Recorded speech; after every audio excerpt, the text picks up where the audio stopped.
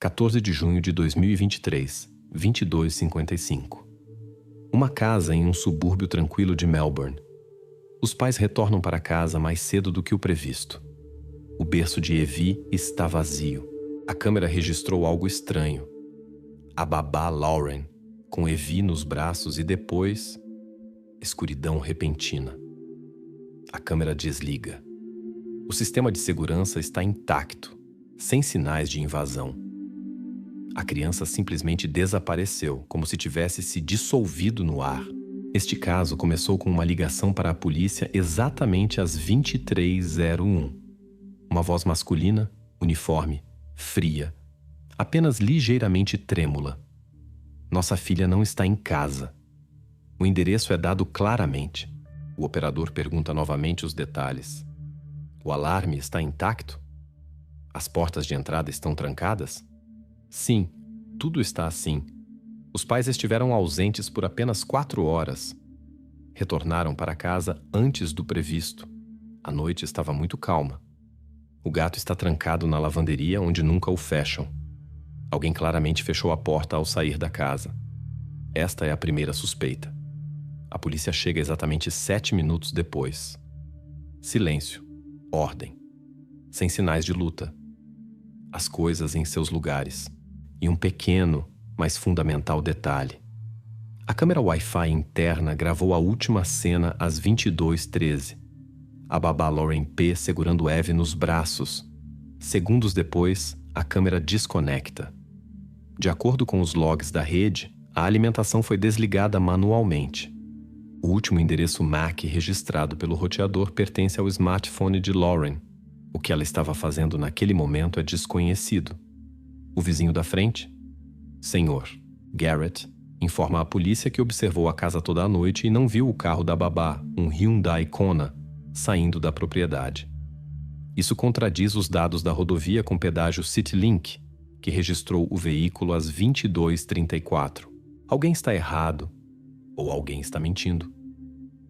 Os detalhes que surgiram nas primeiras horas da investigação ainda estão dispersos, mas alguns deles se tornarão decisivos mais tarde. Por exemplo, o pequeno gato da família trancado na lavanderia. É importante notar que a porta deste cômodo não pode ser fechada acidentalmente. É necessária uma mão humana. Alguém deliberadamente a fechou ao sair da casa, possivelmente para que o gato não seguisse a pessoa que não deveria estar lá. Outro detalhe: o log da rede Wi-Fi. Às 22h14, o smartphone de Lauren desconectou-se da rede. Isso confirma que Lauren foi a última pessoa a ter contato com a câmera. Por que a babá precisava desligar a câmera? Ainda não está claro. Há mais um enigma. O Sr. Garrett. Ele é o único vizinho que observou a casa durante toda a noite. Ele garante que o carro da babá não saiu. Mas por que o CityLink registrou uma saída? Um dos depoimentos é falso. Quando a polícia examina os primeiros depoimentos, 2 pessoas ficam no centro das atenções. A primeira, figura óbvia, a própria babá Lauren P. Ela é a única adulta na casa, além dos pais ausentes. As câmeras mostram sua silhueta com Evie nos braços. Seu smartphone foi o último a desconectar-se da rede Wi-Fi, e seu carro foi registrado na estrada com pedágio logo após o desaparecimento. Mas há uma segunda pessoa cujo depoimento levanta questões. O vizinho, Sr. Garrett. Ele afirma muito insistentemente que o carro não saiu da propriedade. Esta contradição é tão forte que a polícia não pode ignorá-la. Mas o que Garrett poderia estar escondendo ainda não está claro. Neste momento, ele é apenas uma testemunha. Mas suas palavras já são percebidas com cautela. Os primeiros erros são inevitáveis em qualquer investigação. Um jovem oficial nota um detalhe que ele considera importante. Garrett poderia ter se equivocado com o horário devido à sua própria câmera de vigilância. Resulta que o relógio da câmera do Sr. Garrett está atrasado 12 minutos. Isso parece uma explicação importante para as inconsistências em seu depoimento. Possivelmente, ele simplesmente perdeu o momento em que o carro saiu. A investigação inclina-se temporariamente para esta versão. Garrett permanece com o status de testemunha. As suspeitas se deslocam para Lauren. A gravação de vídeo e o log Wi-Fi do lado dela são mais convincentes do que o relógio errôneo do vizinho, mas esta versão é muito superficial para ser definitiva. Às 22h59, apenas alguns minutos após a primeira ligação dos pais, chega outra chamada ao número de emergência 000. A voz está distorcida, como se tivesse sido propositalmente passada por um dispositivo. As palavras são breves, mecânicas. Ela está segura. Não chamem a polícia. Nesse momento mal se distingue um som de fundo, um choro silencioso, mas a linha é imediatamente cortada antes que o operador consiga fixar a geolocalização exata da chamada. O anônimo fala sem emoção, como se estivesse lendo instruções. Isso muda completamente a direção da investigação. Agora uma coisa está clara. O caso não é tão simples como parecia inicialmente. Claramente há mais alguém envolvido, além da babá e dos vizinhos. A polícia rapidamente se reorganiza. A investigação se divide em 2 ramos paralelos. O primeiro grupo inicia a busca urgente pela babá Lauren, que desapareceu quase simultaneamente com o desaparecimento. O segundo grupo estuda a fonte da chamada anônima, tentando determinar quem e por que informou que Eve estava segura. Ainda não se sabe sequer se a gravação era autêntica ou preparada com antecedência. Agora a investigação segue 2 caminhos, cada um dos quais pode levar a resultados completamente diferentes. A investigação ganha impulso, enquanto a polícia persegue a misteriosa silhueta da babá Lauren. Outro grupo estuda concentradamente o ambiente da própria família S. O comportamento dos pais atrai a atenção dos investigadores. Jordan e May estão notavelmente tensos, o que parece natural em tais circunstâncias. No entanto, quanto mais a polícia avança na análise da situação, mas surgem momentos que os cônjuges preferem calar. A primeira pista aparece por acaso, quando os investigadores verificam as mensagens nos dispositivos móveis dos pais. Um técnico policial descobre uma cadeia de SMS enviada por May no dia antes do desaparecimento de Eve. Dessas mensagens, torna-se evidente que por trás da fachada de uma vida familiar tranquila, escondia-se uma tensão financeira. May negou a Lauren um aumento de pagamento por horas adicionais de trabalho. A resposta foi direta e categórica. Lauren, você conhecia as condições antecipadamente. Nós pagamos exatamente o que combinamos, sem exceções. Essa mensagem de May é seguida por um texto de Jordan, enviado a Lauren no mesmo dia algumas horas antes do incidente. Por favor, fique hoje até 23h.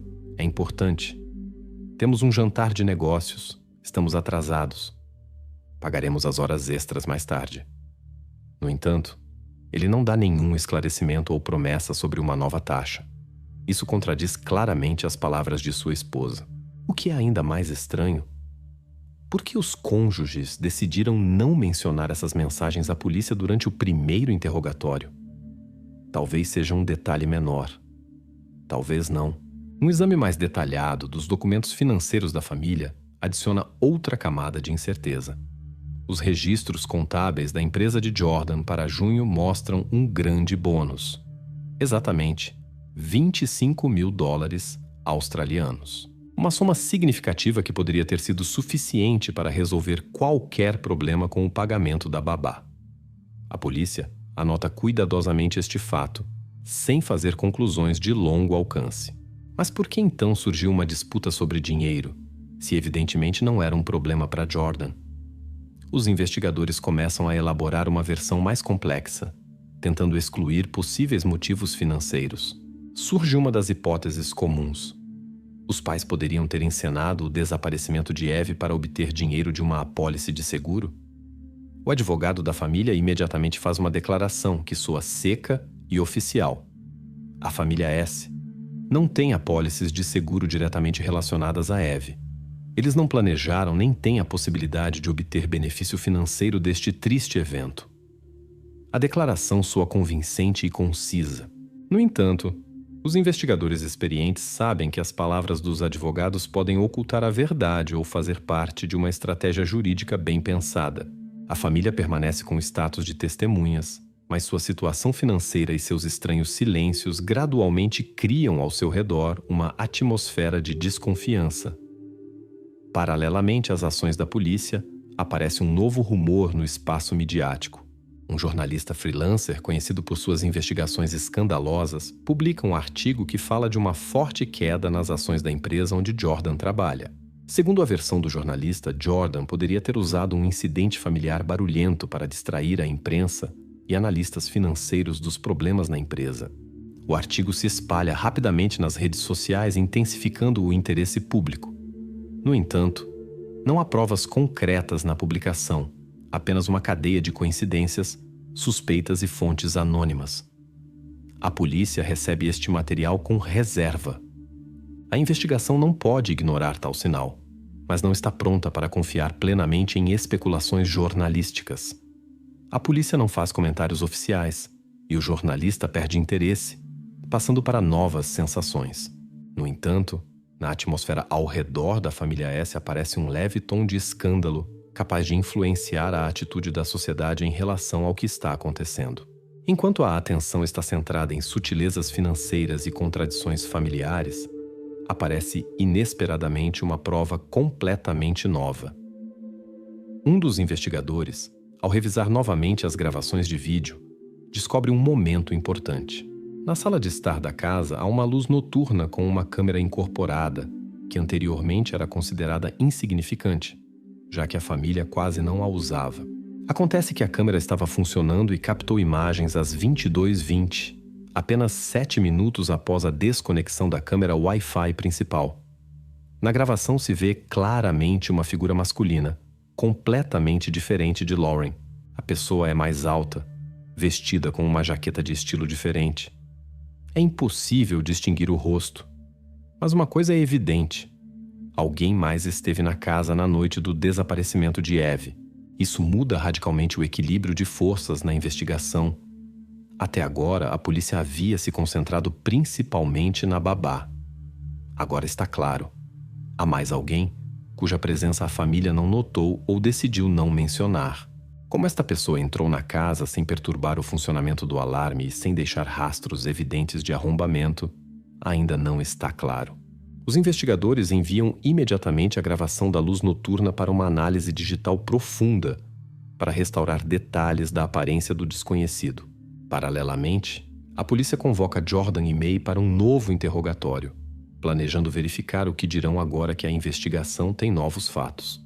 As perguntas da polícia soarão diferentes, considerando os detalhes descobertos que os pais preferiram calar. Cedo pela manhã, quando a investigação parecia seguir direções já conhecidas, ocorre uma reviravolta brusca nos acontecimentos. Às 07h58, após uma noite de busca contínua com drones, a câmera térmica de um dos drones detectou uma fraca fonte de calor nos arbustos, aproximadamente a 1 quilômetro da estrada.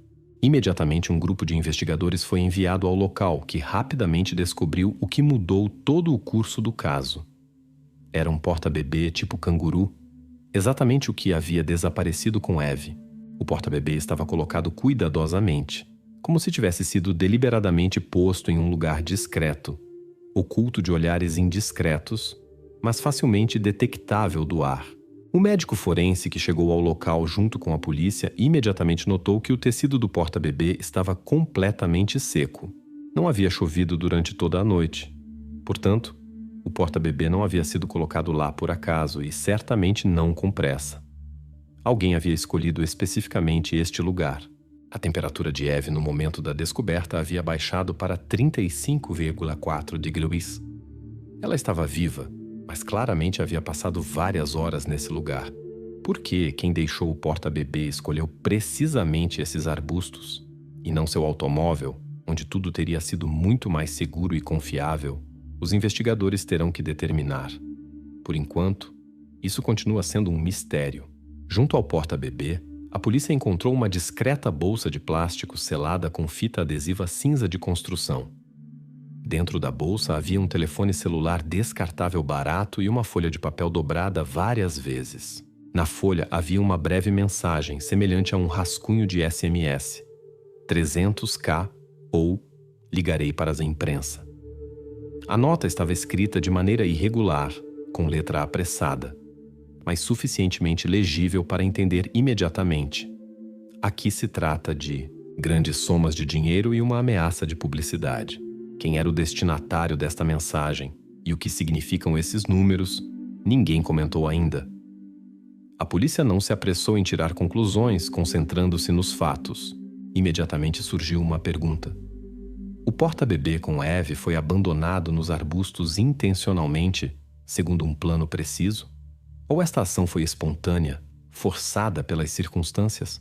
A resposta a esta pergunta foi dada pelo médico forense após um exame inicial do local do achado.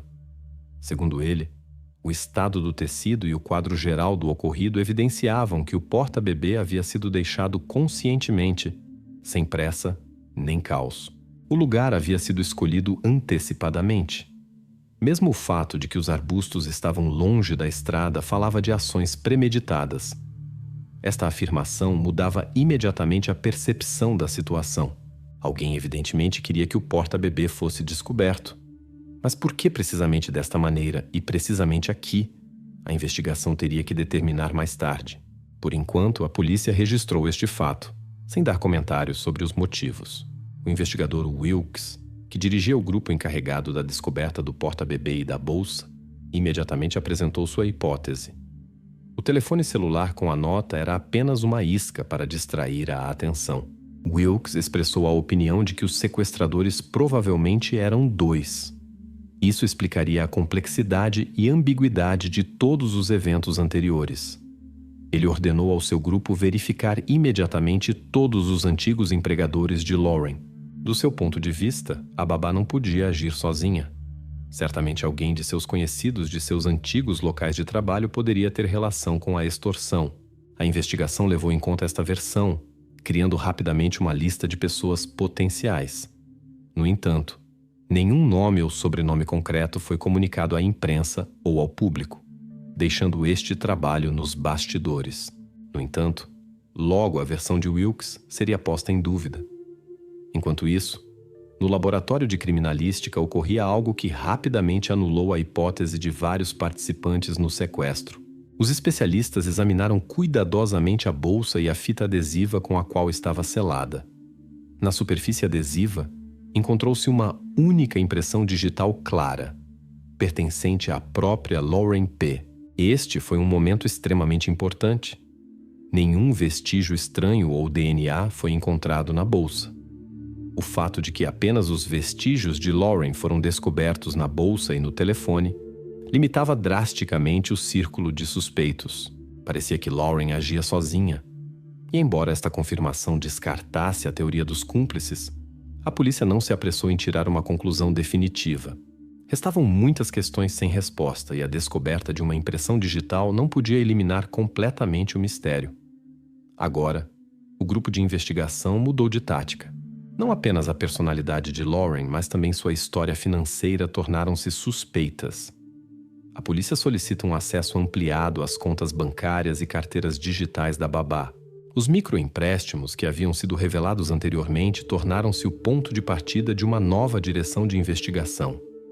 Os investigadores começaram a estudar as transações, especialmente as que passavam por aplicativos de apostas. Esses dados podiam influenciar consideravelmente a compreensão do motivo das ações de Lauren. No momento da detenção, a polícia já conhecia absolutamente tudo. O plano de Lauren era simples e direto. Levar Evie por algumas horas, escondê-la perto da casa, esperar até amanhã e enviar uma mensagem exigindo uma grande soma. A cifra de $300.000 australianos não havia sido escolhida ao acaso. É aproximadamente o que a família S podia se permitir sem atrair a atenção das forças da ordem ou estruturas bancárias. Isso explica a nota encontrada previamente na bolsa com o telefone descartável. A misteriosa sombra masculina que perturbava a investigação e lançava suspeitas sobre uma terceira pessoa desconhecida foi completamente explicada por um especialista em videovigilância. A sombra revelou-se uma simples distorção óptica, o reflexo do próprio Jordan, acidentalmente capturado no vidro da janela da sala. A análise digital confirmou plenamente esta hipótese. Não existiam figuras adicionais nem segundos participantes. Toda a cadeia de evidências conduzia exclusivamente a babá. A foto do Instagram preparada com antecedência, com a qual Lauren tentava assegurar um álibi, revelou-se falsa. Os metadados da foto haviam sido reescritos com a ajuda do aplicativo Timestamp Editor. A substituição havia sido realizada habilmente, mas a perícia técnica rapidamente revelou manipulações com os vestígios digitais. Nesse momento, a versão de Lauren desmoronou definitivamente. Após obter acesso completo às transações bancárias de Lauren, a polícia reconstituiu um quadro claro dos motivos do crime. A quantidade de dívidas revelou-se significativa: $14.500 australianos, gastos em pouco tempo em apostas em aplicativos de casas de apostas para jogos da Liga Australiana de Futebol, AFL. O cartão de crédito de Lauren já havia sido congelado pelo banco devido a não pagamentos regulares, o que confirmavam os relatórios financeiros e extratos de seu banco. Na manhã de 14 de junho, algumas horas antes do início da jornada de trabalho na família S, Lauren comprou um telefone descartável em dinheiro em uma pequena loja de eletrônicos na periferia da cidade. Deste aparelho planejava-se enviar a mensagem exigindo dinheiro. A babá havia preparado antecipadamente o telefone e a nota, esperando que tudo corresse bem e ninguém procurasse uma armadilha. No entanto, a realidade mudou rapidamente seus planos. O porta-bebê com Eve foi deixado nos arbustos não por acaso, mas intencionalmente e friamente calculado. Quando Lauren percebeu que a temperatura em seu automóvel cairia abaixo de 10 graus Celsius durante a noite, compreendeu que o sensor médico de Eve, vinculado ao aplicativo dos pais, poderia ativar-se e desencadear um alarme se os indicadores vitais se deteriorassem bruscamente. Lauren não podia permitir que o alarme fosse ativado antes que ela enviasse sua exigência de dinheiro. Por isso, a escolha recaiu em um lugar protegido entre os arbustos, onde o porta-bebê poderia ser facilmente encontrado pela manhã, mas não antes do necessário. O final chegou rápida e inevitavelmente. Em 16 de junho, às 10h34 da manhã, as forças especiais invadiram energicamente uma casa alugada em Galestone, a mesma que Lauren havia reservado uma semana antes. A babá tentou trancar-se no banheiro, tentando destruir o elemento principal de sua culpabilidade: o telefone celular descartável. Para isso, havia preparado previamente ácido para limpar tubulações, no qual os dispositivos digitais se dissolviam rapidamente. No entanto, a polícia agiu mais rápido do que Lauren pôde completar sua intenção. O aparelho foi parcialmente danificado, mas os peritos digitais puderam recuperar os dados, confirmando assim a extorsão preparada. O próprio fato da tentativa de destruição de provas adicionou certeza definitiva à culpabilidade de Lauren. Após este momento, ela já não negou o evidente, renunciando a todas as explicações e fechando-se no silêncio. O processo judicial do caso durou vários meses, mas a decisão foi clara e inequívoca. Em 19 de fevereiro de 2024, a sentença foi oficialmente pronunciada. Lauren P. foi declarada culpada e condenada a 17 anos de prisão, com um período mínimo de cumprimento de 10 anos. No momento do pronunciamento da sentença, não mostrou nenhuma emoção, nem surpresa, nem arrependimento, nem remorso. Tudo havia terminado.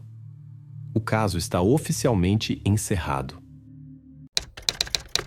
Em 22 de setembro de 2001, em um trecho deserto da rodovia B-180, desapareceu um micro-ônibus com 5 integrantes da equipe de torcida Condors. Nem vestígios das próprias participantes, nem do próprio veículo foram encontrados.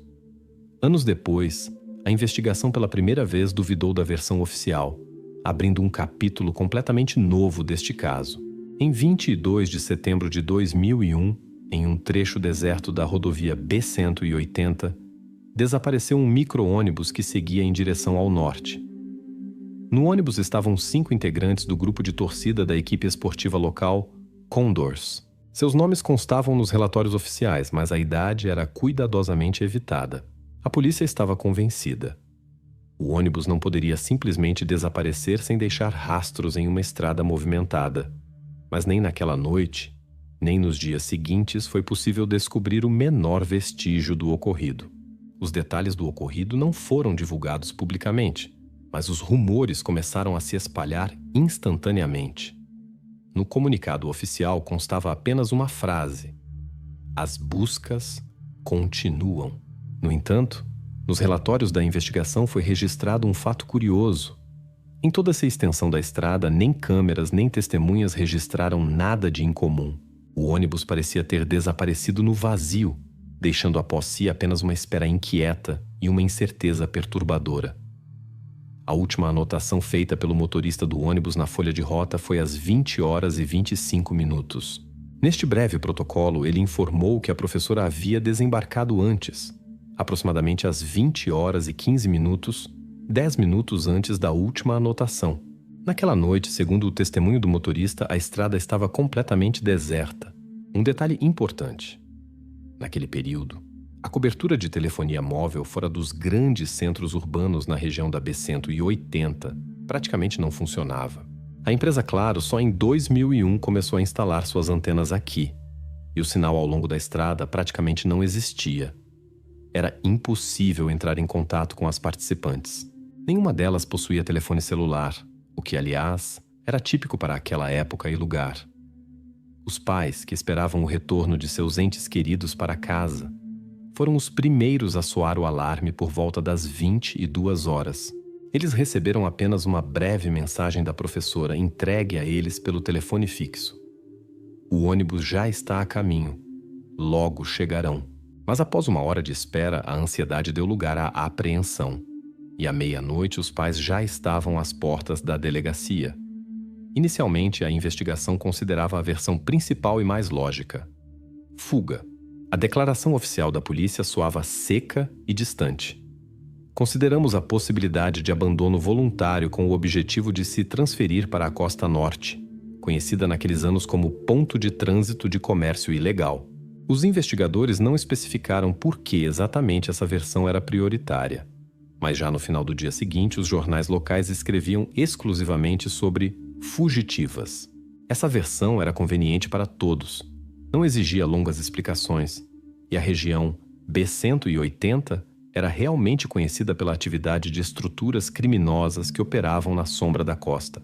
Apesar da aparente lógica, os moradores locais receberam essa versão com cautela. Eles conheciam as famílias das participantes, e os rumores sobre fuga pareciam-lhes inventados. Mas a linha oficial permanecia inalterada. A testemunha-chave foi o motorista do ônibus, Sérgio O. De acordo com seu depoimento, o ônibus chegou aos portões da escola exatamente às 21 horas, após o que ele prosseguiu até o estacionamento, certificando-se de que todas as passageiras haviam deixado o veículo. O segurança do campus confirmou o depoimento do motorista. Ele viu o ônibus se aproximar, viu as meninas saírem e trancou os portões da escola exatamente às 21 horas e 10 minutos. Esses depoimentos tornaram-se a base, e a investigação não tinha motivos para duvidar deles. A verificação de documentos e folhas de rota confirmou que as palavras do motorista coincidiam com as informações oficiais obtidas do segurança. A polícia não levantou uma única questão. O motorista, que anteriormente não tinha problemas com a lei, foi considerado uma testemunha confiável, e os investigadores o excluíram com confiança da lista de suspeitos. 8 dias após o desaparecimento, o ônibus foi oficialmente declarado roubado. A companhia de seguros, inesperadamente para o público, declarou sua investigação interna como confidencial. Os jornalistas foram proibidos de acessar qualquer informação. Esta declaração tornou-se a primeira rachadura preocupante na versão oficial, provocando uma onda de dúvidas silenciosas entre aqueles que acompanhavam atentamente a situação. Por que a seguradora, que normalmente está interessada na máxima transparência de tais casos, de repente decidiu ocultar os detalhes de sua investigação? Esta questão pairou no ar. Nas semanas seguintes, a tensão aumentou. Sem comentários e explicações oficiais, o público mergulhou em uma espera silenciosa. A situação parecia estranha, mas ninguém sabia exatamente para o que prestar atenção. Muito poucos fatos foram divulgados. Muitas perguntas permaneciam sem respostas. Este silêncio, que inicialmente parecia processual e padrão, muitos anos depois se tornará a causa da primeira séria rachadura na versão de partida voluntária das integrantes dos Condors. Mas então, em 2001, ninguém poderia imaginar que a história, que parecia à primeira vista simples e clara, logo começaria a se revelar de um lado completamente diferente. Fatos que ficaram fora da atenção inicial gradualmente vieram à luz, gerando novas versões, perguntas e dúvidas. A investigação, que inicialmente parecia clara e inequívoca, lenta mas firmemente, começou a tomar um rumo completamente diferente, fazendo até os observadores mais céticos se perguntarem: a versão oficial não seria conveniente demais para ser verdadeira? Anos depois, este silêncio se tornará a primeira rachadura na versão oficial de fuga. Naquela época, em 2001, os protocolos silenciavam, os testemunhos pareciam confiáveis e ninguém prestava atenção aos detalhes. Mas um mês após o incidente surge uma circunstância estranha, que a polícia na época não considerou importante, mas deveria. Um mês após o desaparecimento, Sérgio O., aquele mesmo motorista do ônibus, repentinamente se demite da empresa de transporte e se muda para a pacata e discreta cidade de Calama. Normalmente, tal mudança não chamaria a atenção, se não fosse por uma circunstância. Ao se demitir, ele voluntariamente recusou-se a passar pelo exame médico obrigatório. Sérgio efetivamente entregou sua licença de motorista sem sequer fazer um simples exame de sangue. Este fato não foi divulgado pela polícia e não apareceu nos jornais. Mas foi exatamente este detalhe que inquietaria durante muitos anos aqueles que posteriormente revisaram os materiais do caso. Porque o motorista, cuja reputação parecia aparentemente impecável, deixa a cidade tão precipitadamente e renuncia ao direito de atividade profissional. Este ato permaneceu despercebido na época, embora anos depois se tornaria um detalhe importante na revisão das versões oficiais. No arquivo da empresa de transporte Andes Tours, onde trabalhava Sérgio O., por muitos anos foi guardado um documento discreto datado de julho de 2001, 2 meses antes do incidente. O documento representava um registro de punição disciplinar em relação ao motorista por excesso de velocidade em um trecho remoto da estrada, quando ele transportava um grupo de jovens atletas de outra equipe. É importante notar que naquele momento ele escapou com uma advertência verbal e o caso rapidamente foi abafado. Para a polícia e a investigação em 2001, este fato parecia insignificante e insuficiente para reconsiderar seriamente a reputação do motorista. Afinal, sua caracterização permanecia positiva, e este era o único episódio conhecido de violação disciplinar em toda a sua carreira. Mas o documento foi guardado, silenciosamente empoeirado em uma pasta, esperando sua hora. No primeiro e único interrogatório do motorista em 2001, o investigador perguntou a Sérgio sobre seu estado físico no dia do desaparecimento. Os protocolos secamente registram as palavras do motorista. Sofria de enxaqueca crônica, os ataques podiam afetar meu estado ao volante. Mas em seu prontuário médico, cuidadosamente examinado pela investigação, não há qualquer menção de enxaqueca. Os documentos médicos que confirmariam suas palavras estavam completamente ausentes. A polícia não dava muita importância a este fato naquela época. Afinal, o motorista não apresentava sinais de comportamento inadequado, e as testemunhas confirmavam que ele parecia absolutamente normal no dia do incidente. A contradição entre seu depoimento oral e os documentos foi deixada sem verificações e questões adicionais. Este pequeno fato paradoxal também permaneceu nos registros de arquivo, aguardando sua revelação.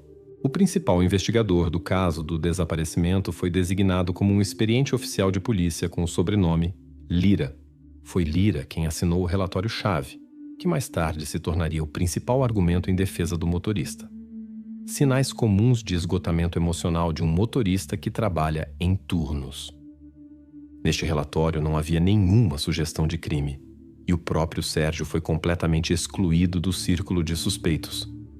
A conclusão do investigador soava convincente e tranquila, satisfazendo plenamente as demandas da polícia e do público.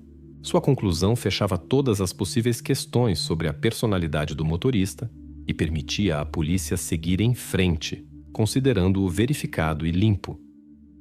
Parecia que o caso estava resolvido. No entanto, ninguém prestou atenção na exclusão óbvia e rápida demais do motorista das suspeitas. O protocolo de Lira parecia convincente, mas era conveniente e oportuno demais para levantar suspeitas. Muitos anos depois, em 2019, quando o caso inesperadamente atraiu novamente a atenção de um novo comitê de investigação, descobriu-se um fato que ninguém esperava ouvir. O investigador Lira, que colocou o ponto final no caso do motorista, estava intimamente conectado com a família do próprio Sérgio. No arquivo da Catedral da cidade foi encontrado um registro segundo o qual Lira era padrinho do único filho do motorista. Esta conexão poderia significar muito. Talvez foram exatamente as relações pessoais que influenciaram a decisão do investigador de encerrar a linha de investigação sobre Sérgio tão rápida e incondicionalmente. Ninguém sabia ao certo. Mas a própria descoberta desta conexão mudou a atitude em relação aos antigos protocolos e todo o caso em geral. Naquela época, em 2001, ninguém prestou atenção a esta proximidade, já que a conexão era pessoal e não tinha significado oficial para a investigação. Mas é exatamente este detalhe que posteriormente fará com que muitos reconsiderem as avaliações do ocorrido.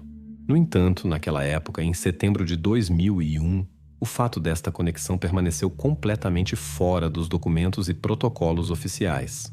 A versão relacionada ao esgotamento emocional do motorista parecia plausível, conveniente e, mais importante, impecavelmente documentada.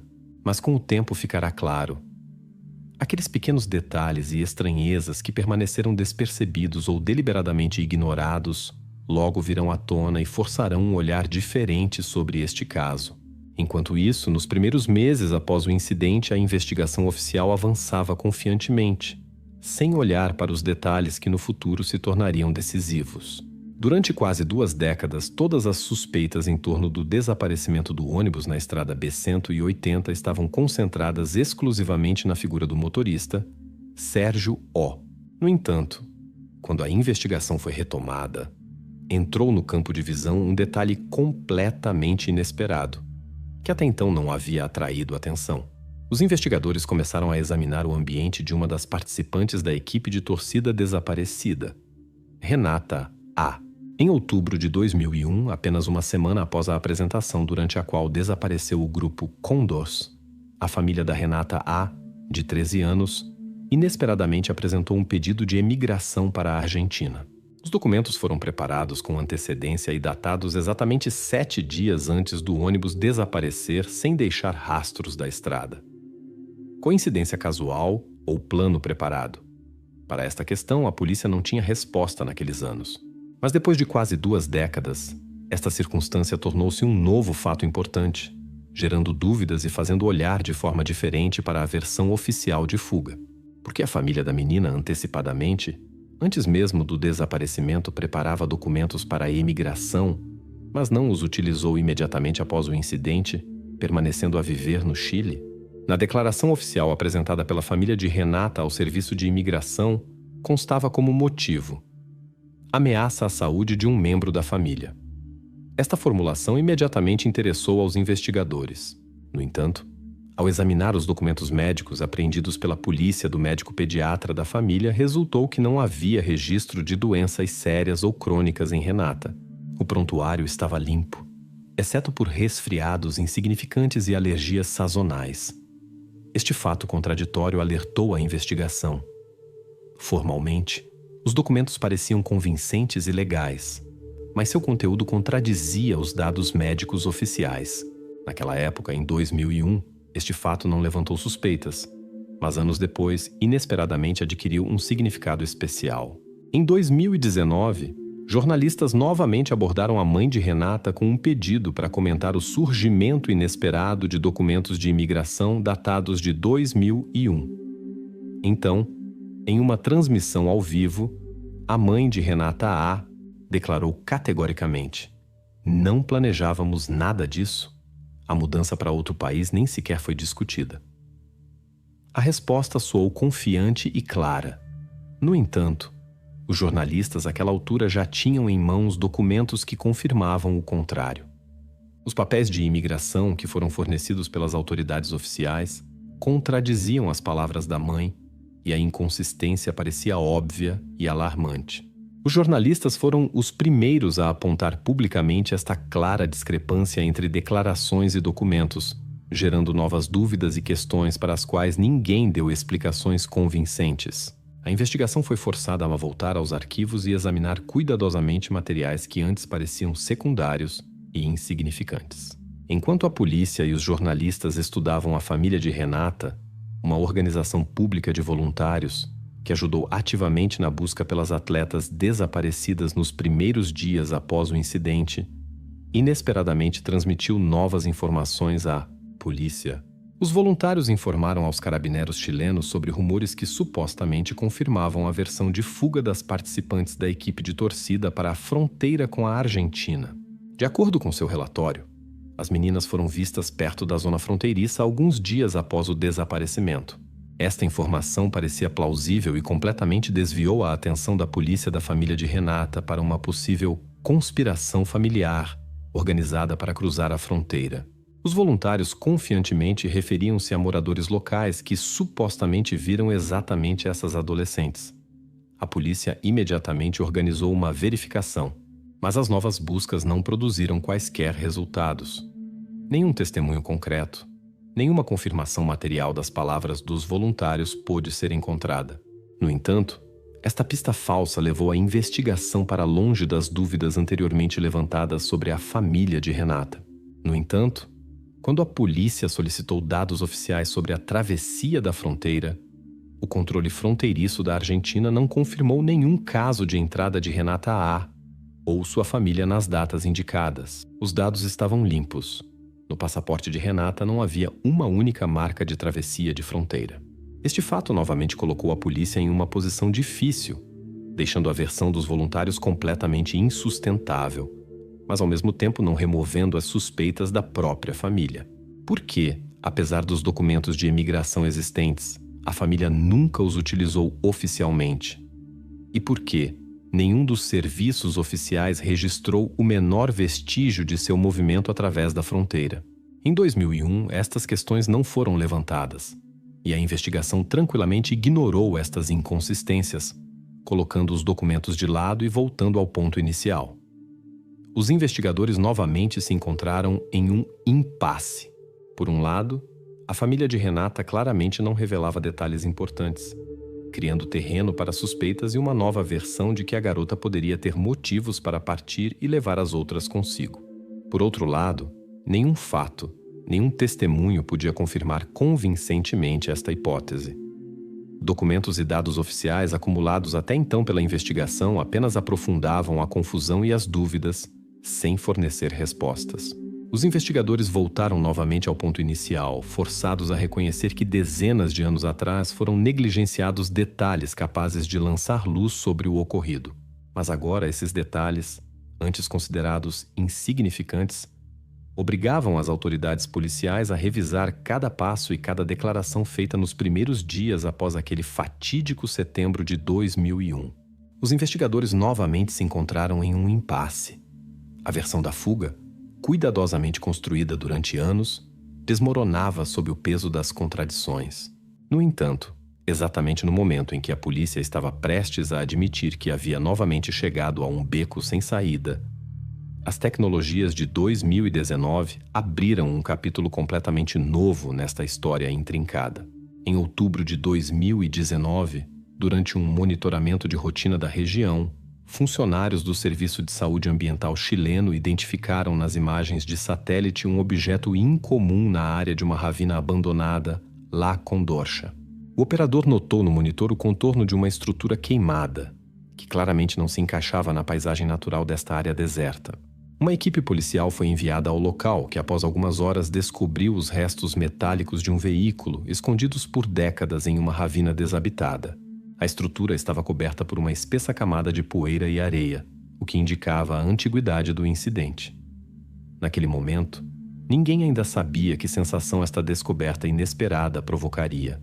Durante a inspeção inicial, os membros da equipe de investigação estabeleceram o número do motor, profundamente incrustado no metal e parcialmente preservado no bloco de cilindros. Os especialistas o compararam com os arquivos de veículos roubados e logo obtiveram confirmação. Era o mesmo micro-ônibus da empresa Andes Tour, desaparecido em 22 de setembro de 2001 junto com a equipe de torcida Condors. Assim, a versão da fuga voluntária das atletas recebeu pela primeira vez um argumento material perceptível contra si. Esta informação foi imediatamente enviada à sede central da investigação e a polícia reconheceu oficialmente pela primeira vez que a versão do roubo poderia ser reconsiderada. No entanto, A total clareza ainda estava longe. Muitas questões permaneciam em aberto, e a própria estrutura do ônibus ainda precisava ser cuidadosamente examinada. Nos arquivos da investigação, foi possível encontrar os resultados de uma antiga perícia, realizada ainda em 2002, após uma descoberta semelhante na região vizinha. Na época, a estrutura metálica do ônibus encontrada foi considerada completamente uma concha, não sujeita à identificação. Os relatórios daquele tempo afirmavam que o número VIN e quaisquer outros identificadores foram completamente destruídos pelo fogo. Mas agora, em 2019, os especialistas voltaram aos métodos de espectroscopia de nova geração. As tecnologias modernas permitiram examinar o metal com muito mais profundidade. A análise indicou claramente as marcas residuais de números e identificadores, confirmando que diante da investigação estava exatamente aquele mesmo veículo.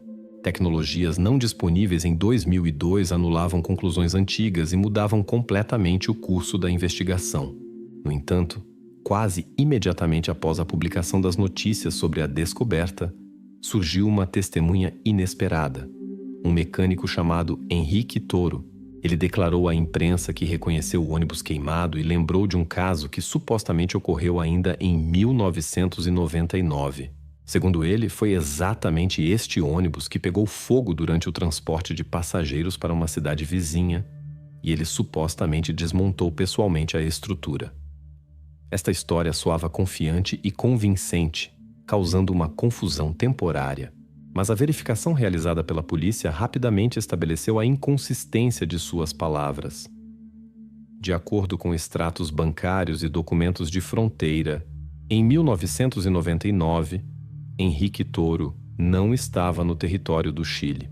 Ele passou vários meses no exterior, na Argentina, onde trabalhava por contrato em outra oficina mecânica. O testemunho foi declarado falso e posto de lado, mas seu surgimento novamente desviou brevemente a investigação do curso e provocou discussões públicas. Apesar da rápida exposição da falsa testemunha, o principal avanço na investigação ocorreu quando, durante uma inspeção minuciosa da estrutura queimada, os especialistas descobriram um detalhe incomum. Dentro da estrutura metálica, sob uma espessa camada de ferrugem e materiais queimados, foi encontrado um pequeno objeto metálico, claramente não pertencente à construção do ônibus. Este objeto revelou-se um distintivo parcialmente derretido, no qual claramente se lia a inscrição Condors. O distintivo era parte do emblema da equipe, fundido em alumínio e costurado nos uniformes das atletas. Esta descoberta tornou-se uma prova material substancial de que o ônibus estava realmente relacionado ao desaparecimento da equipe.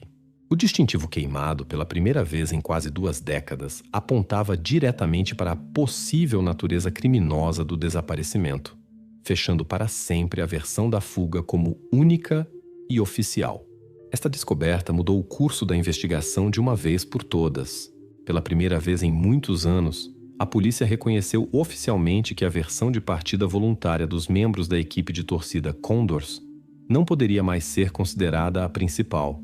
A investigação começou a revisar ativamente os materiais e testemunhos antigos, abrindo caminho para novas suspeitas e versões, antes consideradas improváveis. Até agora, desde o desaparecimento em 2001, nenhum dos investigadores ousou duvidar publicamente da versão oficial, que convenientemente explicava a ausência de vestígios e a incerteza da situação. Mas agora, graças às novas possibilidades tecnológicas e à descoberta inesperada na Ravina Lacondocha, esta versão foi completamente revista. Chegou o momento de abrir novas páginas nesta longa e complicada investigação, mas agora sem olhar para as antigas conclusões que durante muitos anos enganaram o público e a polícia. Depois que a estrutura do ônibus foi descoberta e a antiga versão oficial começou a desmoronar, a investigação revisou não apenas as evidências físicas, mas também a documentação da empresa de transporte. Entre os papéis, que por décadas permaneceram intactos nos arquivos, encontrou-se um diário de rotas. Foi exatamente aqui que a polícia descobriu inesperadamente uma nova figura, à primeira vista. Nada notável, mas capaz de virar o caso do avesso. O despachante da empresa de transporte Andes Tours, Octávio M., na noite do desaparecimento, fez uma correção incomum no diário de rotas. Ela era breve. Rota alterada. Relatório entregue mais tarde. O registro foi feito após o fato, quando todos os eventos já haviam ocorrido. Naquele momento, isso foi percebido como um esclarecimento comum, que não exigia verificação. Ninguém começou a fazer perguntas, e muito menos suspeitar que o despachante estivesse falsificando documentos. Mas quase 20 anos depois, essa correção levantou sérias dúvidas entre os investigadores, porque exatamente naquela noite foi necessário corrigir os dados iniciais, e com base em que o despachante fez essa alteração no diário, permanecia incerto. Uma perícia realizada em 2019 com a ajuda de equipamentos modernos de análise de caligrafia mostrou que a assinatura do despachante Octávio M, na linha com a marca de tempo 20 horas e 25 minutos, diferia de seu estilo habitual de escrita.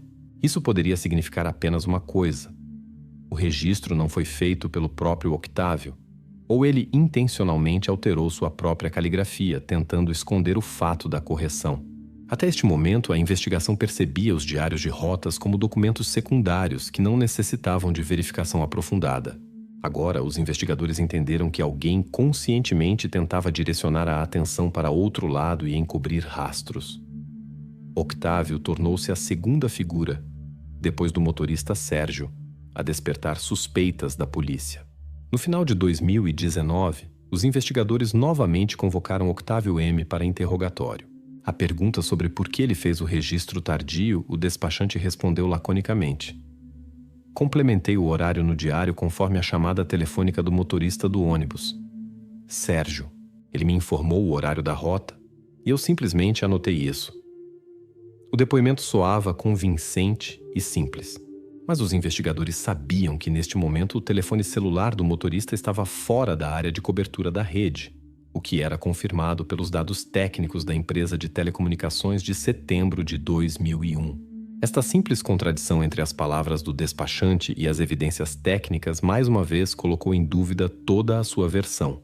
No entanto, diante da acusação direta, o despachante não respondeu nada específico, repetindo os depoimentos anteriormente declarados. A questão permaneceu no ar, sem receber uma resposta compreensível. O Ministério Público, analisando os novos fatos, sugeriu uma versão diferente dos eventos. O despachante Octávio poderia estar agindo no interesse da companhia de seguros, desejando ocultar o fato da possível responsabilidade da transportadora pelo desaparecimento do ônibus. De acordo com esta versão, o despachante alterou os dados para evitar o pagamento de uma grande compensação. Tal versão parecia realista e lógica. Os pagamentos de seguros sempre foram uma questão delicada para as transportadoras, especialmente no caso do desaparecimento de passageiros. O Ministério Público imediatamente enviou solicitações à companhia de seguros, tentando confirmar ou refutar sua suposição. No entanto, nenhuma confirmação financeira ou documental de conluio entre Octávio e as seguradoras foi encontrada. A companhia de seguros negou categoricamente qualquer insinuação de conspiração e forneceu relatórios completos de pagamentos que não levantaram dúvidas. Assim, a linha relacionada à conspiração do seguro provou ser falsa, embora tenha custado à investigação um tempo precioso. Apesar disso, no início de 2020, a polícia decidiu buscar a prisão do despachante Octávio por falsificação de documentos oficiais. No entanto, após longas discussões, o Tribunal Supervisor do Chile emitiu uma decisão final que causou séria decepção entre os investigadores. O prazo de prescrição para a falsificação de documentos expirou e nenhuma prova que conecte diretamente o despachante ao assassinato ou desaparecimento de pessoas foi encontrada. O tribunal negou oficialmente a prisão de Octávio, deixando claro que mesmo uma tentativa óbvia de encobrir rastros após tanto tempo permanece impune. Esta decisão do tribunal atingiu duramente o estado moral da equipe de investigação e dos parentes dos desaparecidos. Tornou-se óbvio para todos que mesmo um suspeito claramente pego escapa facilmente da responsabilidade, protegido pela lei e burocracia. A investigação novamente se deparou com uma zona cinzenta de responsabilidade, onde as evidências técnicas já não tinham valor legal. O caso ficou preso em uma fronteira indefinida entre a investigação criminal e os prazos de prescrição. No entanto, apesar da impotência da lei, as provas técnicas continuaram a se acumular, gradualmente aproximando a investigação da verdade. Este novo fracasso tornou-se um importante lembrete para os investigadores. A lei que protege as pessoas às vezes se torna um obstáculo no caminho da justiça. Octávio, que estava no centro das suspeitas, formalmente não sofreu nenhuma punição, embora seu papel tenha se tornado óbvio até para os observadores mais céticos.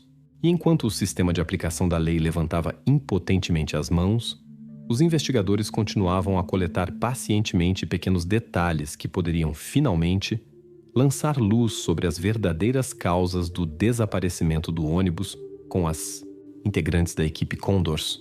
Pela primeira vez em muitos anos, a investigação chegou a um ponto em que os verdadeiros culpados poderiam escapar da punição não por falta de provas, mas exclusivamente devido a normas burocráticas que ninguém podia contornar.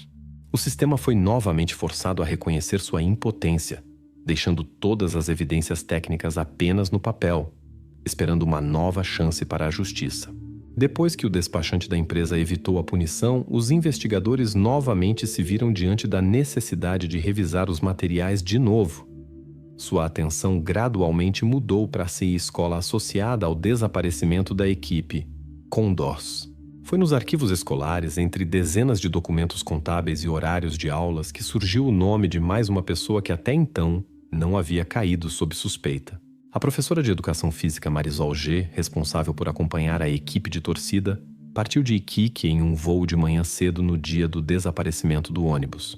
No entanto, os bilhetes para seu voo não foram comprados pela própria escola, como de costume, mas por um certo patrocinador. E o fato do pagamento foi posteriormente completamente removido da contabilidade escolar. Isso significava que Marisol havia partido com dinheiro de patrocínio, embora anteriormente ninguém soubesse sobre tal método de financiamento para professores. Os investigadores depararam-se pela primeira vez com corrupção interna cuidadosamente escondida na escola, e o fato de sua partida antecipada colocou em dúvida seus verdadeiros motivos. Ao verificar os documentos financeiros, a polícia descobriu uma fatura para passagens aéreas pagas pela empresa Sonria Lijaida. No extrato da Câmara de Registro do Chile, foi indicado que o proprietário desta empresa era o tio de Marisol G. Este fato foi completamente verificável através do registro de empresas comerciais, e os investigadores obtiveram pela primeira vez uma cadeia documentalmente confirmada de conexão entre a pedagoga e uma fonte desconhecida de financiamento. Isso não parecia uma coincidência ou erro. A ajuda de patrocínio, que normalmente era registrada oficialmente e anunciada abertamente, desta vez foi cuidadosamente escondida. No entanto, a polícia não podia imediatamente apresentar acusações contra Marisol. Era necessário verificar cuidadosamente seus motivos e depoimentos. Durante o interrogatório, Marisol G. explicou com confiança e calma sua saída antecipada da cidade como umas férias comuns, dizendo aos investigadores literalmente o seguinte: "Eu tinha férias planejadas e simplesmente decidi voar mais cedo, pois sabia que à noite já não haveria eventos importantes." No entanto, após verificar o horário escolar, os investigadores descobriram uma séria contradição. No mesmo dia em que ela partiu, estava marcado um importante exame de controle para sua turma, 7A, que a professora deveria aplicar pessoalmente. Esta inconsistência contradiz fortemente a versão de Marisol, colocando em dúvida sua sinceridade e veracidade. Era óbvio que a professora estava deliberadamente evitando questões importantes, fornecendo versões facilmente refutáveis pela verificação de documentos escolares. Tentando revelar os motivos de possível ocultação de informações, os investigadores avançaram com a teoria de que o dinheiro do tio poderia ser um pagamento pelo silêncio. A polícia examinou cuidadosamente as transações bancárias da empresa Sonria Lijaida durante todo o ano, tentando descobrir transferências ou pagamentos suspeitos que pudessem confirmar esta hipótese. No entanto, após uma verificação minuciosa, descobriu-se que todos os pagamentos da empresa do tio de Marisol foram direcionados exclusivamente para a conta beneficente oficial da escola. O dinheiro era absolutamente limpo, e a versão sobre uma conexão corrupta entre a pedagoga e o patrocinador instantaneamente perdeu o chão sob seus pés. Mais uma pista promissora que poderia lançar luz sobre o ocorrido provou ser mais uma linha sem saída. Apesar da ausência de provas de corrupção direta, A polícia decidiu realizar uma verificação adicional de todos os materiais de vídeo disponíveis relacionados aos treinos da equipe de torcida, às vésperas do desaparecimento. Foi então, durante uma verificação planejada de registros de arquivo das aulas escolares, que os investigadores encontraram uma antiga fita de vídeo com um treino que, aparentemente, não apresentava qualquer interesse. No entanto, ao assistir esta gravação, os oficiais de polícia notaram um momento incomum. Exatamente às 19 horas e 55 minutos, meia hora antes do motorista fazer o último registro no diário de rotas, Marisol G. inesperadamente interrompeu a gravação, após o que rapidamente levou todas as participantes da equipe para fora do alcance da câmera. Isso parecia suspeito, como se a pedagoga estivesse deliberadamente escondendo o que aconteceu depois. A fita subitamente se tornou uma prova material-chave, abrindo uma nova perspectiva sobre os eventos que precederam o desaparecimento do ônibus. Após a descoberta da estranha gravação de vídeo, a equipe de investigação imediatamente enviou a fita para uma análise técnica profunda. Os especialistas começaram a digitalizar e estudar cada quadro em câmera lenta, tentando restaurar quaisquer detalhes que pudessem explicar as ações de Marisol G. e as circunstâncias de sua súbita interrupção da gravação. A nova abordagem técnica permitiu pela primeira vez à polícia esperar que os últimos minutos antes do desaparecimento da equipe finalmente se revelassem de um ângulo diferente. No entanto, ainda não havia certeza de que a gravação forneceria respostas. Marisol ainda permanecia uma figura com um papel incerto, a qual os investigadores não se apressavam em atribuir culpa direta. Os fatos até então demonstravam apenas uma estranha coincidência com sua partida e financiamento repentino, mas ainda não havia provas diretas contra ela. No entanto, graças a esta nova reviravolta, a investigação obteve novamente a chance de encontrar respostas para perguntas que permaneceram sem resposta por décadas. Os investigadores já estavam acostumados a enfrentar becos sem saída e coincidências estranhas, mas agora eles viram pela primeira vez uma oportunidade real de se aproximar da solução, usando uma antiga e esquecida fita de vídeo. Depois que a velha fita de vídeo foi enviada para a perícia, a investigação continuou a estudar os materiais de arquivo. O progresso técnico, que anteriormente já havia ajudado repetidamente a lançar luz sobre páginas obscuras do passado, novamente tornou-se a chave para mais um avanço. Desta vez, os especialistas da Fiscalia decidiram recorrer aos arquivos das operadoras de celular para verificar as últimas chamadas e mensagens feitas no dia do desaparecimento do ônibus. O departamento técnico da Fiscalia levantou os antigos e quase esquecidos registros da empresa Claro de setembro de 2001. Foi aqui, entre milhares de registros, que os especialistas repentinamente encontraram um sinal importante. Um eco do cartão SIM do motorista do ônibus, Sérgio O. De acordo com os dados técnicos, o último eco foi registrado pela Torre Boa Vista exatamente às 20 horas e 48 minutos. Esta torre não estava localizada próxima à estrada principal, mas no interior de uma área deserta, aproximadamente a 25 quilômetros da estrada principal mais próxima. Este fato inesperado mudou completamente a compreensão da rota, que inicialmente parecia óbvia e direta. Até este momento, ninguém sequer suspeitava que o ônibus poderia ter virado bruscamente para o interior do deserto. Quando os investigadores solicitaram pela primeira vez dados sobre a cobertura da rede Claro em 2001, descobriu-se que a Torre Boa Vista foi instalada experimentalmente na época e usada apenas para testes técnicos. Os carabineiros em 2001 simplesmente não sabiam desta torre, porque mapas oficiais de cobertura de rede celular nesta área não existiam até meados dos anos 2000. Isso explicava por que uma pista tão importante havia sido negligenciada há quase 2 décadas. Agora, com a ajuda de métodos analíticos mais recentes e dados mais precisos, a polícia conseguiu pela primeira vez identificar o ponto em que o ônibus efetivamente desapareceu dos mapas e que estava longe da rota presumida. Usando os serviços geográficos modernos de 2019, os especialistas conseguiram refinar substancialmente a localização do último sinal. O raio de refinamento foi de apenas 6,9 quilômetros, e esta área coincidia com o local de uma antiga pedreira abandonada, onde ainda nos anos 90 extraía-se salitre. Estes dados pareciam precisos demais para serem coincidência. A investigação imediatamente voltou sua atenção para este local. A pedreira estava abandonada, mas ainda representava uma rede intrincada de túneis e minas escondida de olhares curiosos. Mapas antigos confirmavam que este lugar era suficientemente remoto para que ninguém notasse a chegada de um ônibus. Para a investigação, esta era a pista mais significativa dos últimos anos, e pela primeira vez surgiu uma clara ligação geográfica do desaparecimento a um local específico. Inicialmente, a investigação supôs que o ônibus poderia ter se tornado presa de contrabandistas de salitre. Este cenário parecia realista. Estruturas criminosas poderiam usar minas abandonadas para armazenamento ou extração ilegal de recursos. O ônibus poderia facilmente ter caído em uma armadilha, encontrando-se no caminho de um grupo criminoso envolvido em contrabando.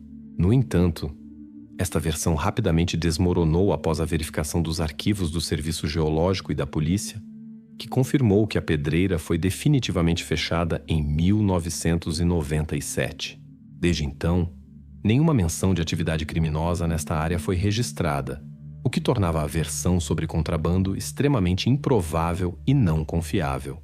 Esta hipótese novamente desviou a investigação, mas rapidamente perdeu relevância, voltando a atenção da investigação para a linha principal.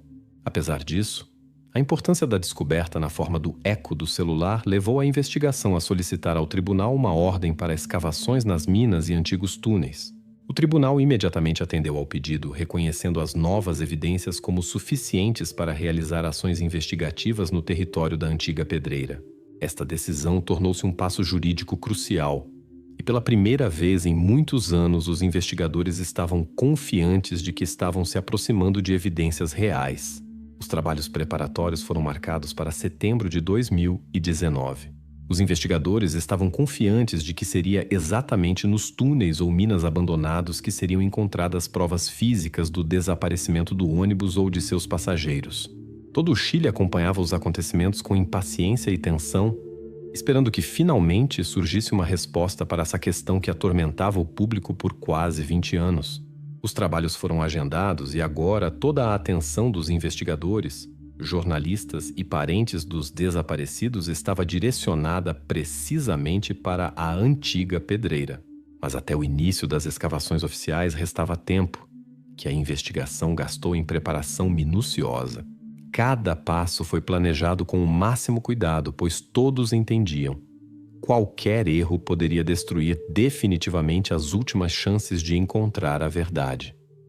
Pela primeira vez em anos, a investigação possuía não apenas versões teóricas, mas uma chave real para a solução. Um lugar em que ninguém pensava, mas que agora se tornou o local mais provável do crime. Esta era a última e mais importante esperança, baseada em evidências técnicas precisas e análise detalhada de dados. Agora todos entendiam. O local-chave havia sido encontrado. Restava apenas confirmar seu papel na história do desaparecimento do ônibus. À frente estava a etapa final da investigação, que deveria colocar um ponto final no caso que se tornou um dos enigmas mais complexos na história da criminalística do Chile. Mas enquanto isso, a investigação permanecia em silêncio, mantinha as cartas junto a si e cuidadosamente preparava o ato final desta longa e intrincada história. A preparação para as escavações ocorria em um silêncio tenso. Mas a polícia decidiu usar o tempo restante até as escavações para o interrogatório final de Sérgio O., o motorista que desde os primeiros dias era suspeito de saber sobre o ocorrido muito mais do que dizia. Este último interrogatório deveria esclarecer definitivamente seu papel nos eventos de 2001. Quando Sérgio recebeu a intimação para uma acareação na promotoria, ele inesperadamente acabou no hospital com queixas de dor aguda no coração. Ele foi hospitalizado com urgência em uma clínica particular, onde rapidamente realizaram um exame cardiológico completo. No entanto, os resultados do exame foram claros e categóricos. O eletrocardiograma não revelou absolutamente nenhuma anormalidade. Os indicadores estavam normais. Os investigadores interpretaram isso como uma tentativa do motorista de escapar da última conversa e ganhar tempo. No entanto, a investigação estava preparada para tal manobra. O tribunal insistiu em seu comparecimento apesar dos argumentos médicos da defesa, e o interrogatório acabou acontecendo. O advogado de Sérgio imediatamente exigiu a recusa do médico especialista que realizou o exame na clínica, alegando que o estado de seu cliente não permitia que ele participasse dos interrogatórios. Mas o perito médico da promotoria rapidamente expôs o ardil. Ele estabeleceu que a taquicardia da qual Sérgio se queixava foi artificialmente induzida por cafeína. A análise de sangue mostrou que o motorista havia bebido uma grande dose de café imediatamente antes do exame. Assim, a tentativa de simulação tornou-se óbvia para todas as partes. A investigação obteve uma prova adicional de que Sérgio estava claramente tentando evitar perguntas e ganhar tempo, sem ter razões médicas reais para esquivar-se da comunicação com as autoridades.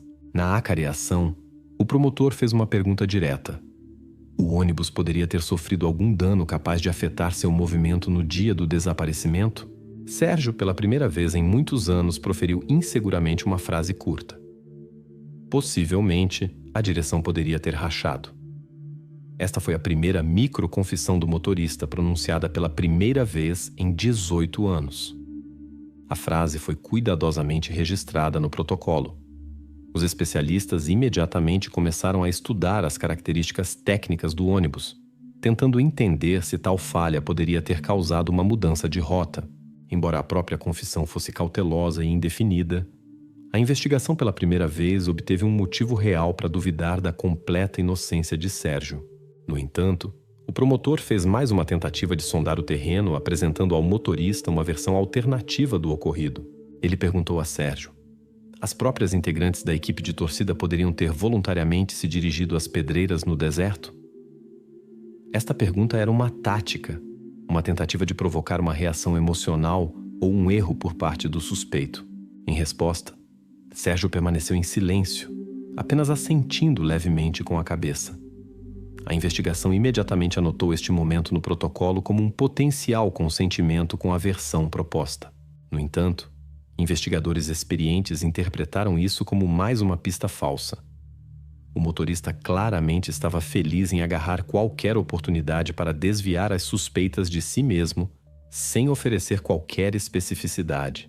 Exatamente uma semana após a acareação, começaram as escavações oficiais na área da pedreira abandonada, identificada pelos sinais de celular de 2001. Durante a limpeza da entrada de uma das antigas minas, um trabalhador descobriu algo incomum: uma maleta metálica enferrujada que, obviamente, havia permanecido sob a terra por muitos anos. Ela foi imediatamente extraída à superfície, cuidadosamente colocada sobre uma lona para posterior exame por especialistas. Esta descoberta foi a primeira e mais significativa desde o início das escavações. Os investigadores ainda não sabiam o que havia dentro, mas entendiam que poderia ser uma evidência direta relacionada ao desaparecimento do ônibus. A maleta metálica, coberta por uma camada de ferrugem e sujeira de muitos anos, tornou-se o objeto número 1 para os criminalistas. A investigação imediatamente passou para o modo de procedimento especial, exumação, que indicava atenção especial às provas materiais encontradas. A maleta foi cuidadosamente entregue ao laboratório forense, onde deveriam começar seu exame minucioso nas próximas horas. O promotor anunciou um nível elevado de sigilo até que os detalhes exatos do conteúdo da maleta fossem estabelecidos.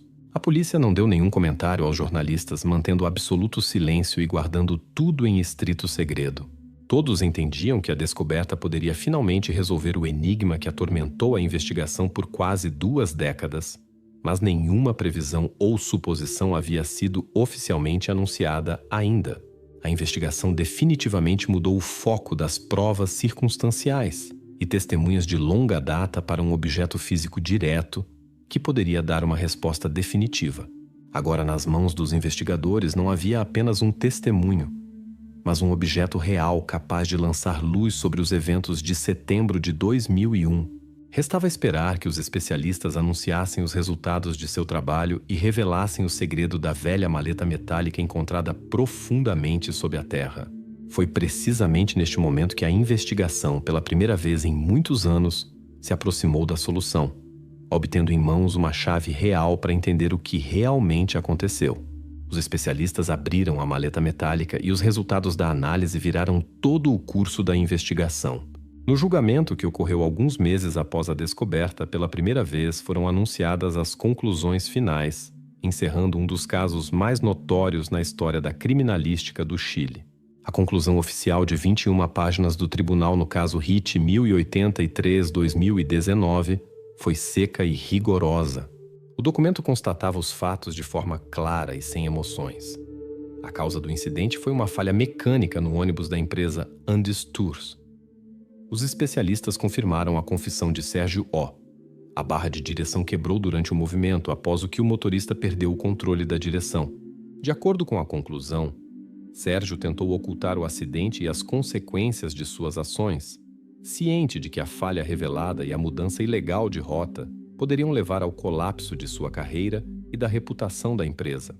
Incapaz de controlar a situação, Sérgio O tomou uma decisão fatal: tentar ocultar o local do incidente para evitar punição. Ele decidiu eliminar aqueles que poderiam contar sobre o ocorrido, o que finalmente determinou a gravidade do crime cometido por ele. Esta se tornou a principal conclusão do tribunal, registrada nos materiais do caso. As escavações da mina confirmaram as piores expectativas da investigação. Especialistas forenses extraíram da pedreira profunda evidências que se tornaram provas irrefutáveis. A perícia médico-legal registrou fatos duros e lacônicos.